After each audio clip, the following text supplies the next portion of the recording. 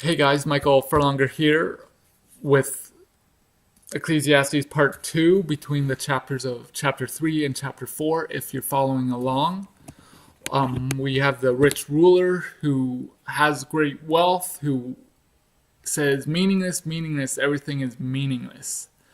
He ends Chapter 2 with saying that what's the point of working and having all this wealth when someone else is going to inherit it. Chapter 3 opens up with a time for everything speech, which you may know from funerals, where it says, there's a time to live, a time to die, a time to plant, a time to uproot, a time to kill, and a time to heal, and it goes on and on and on. Verses 9 to 11 says, "What does the worker gain from his toil? I have seen the burden God has laid on the human race. He has made everything beautiful in its time. He has also set eternity on the human heart, yet no one can fathom what God has done from the beginning to the end." And then verse 12 says, "I know that there's nothing better for people than to be happy and to do good while they are living." Note the do good part, which we often forget about.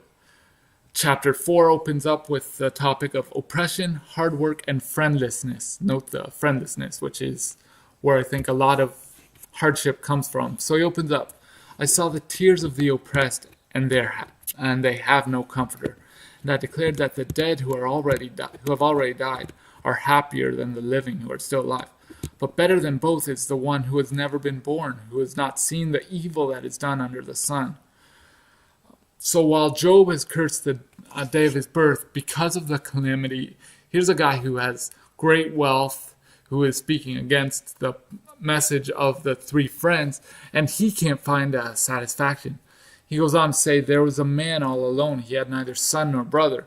There was no end to his toil, yet his eyes were not content with his wealth. 'For whom am I toiling?' he asked, 'and why am I depriving myself of enjoyment? This too is meaningless, a miserable business.'" And then he talks about why two are better than one. If one person falls, the other can help him up. If one person is cold, the other one can warm him. And then he goes on to say, "Though one may be overpowered, two can defend themselves, and a cord of 3 strands is not quickly broken."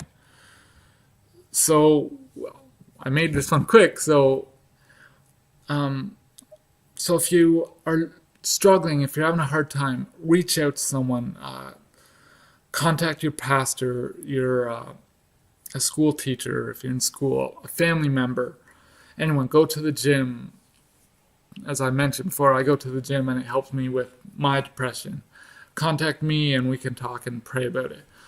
All right, so we're going to end this here at 3 minutes, on time for once. Leave a comment below and tell me what you think. All right, bye now.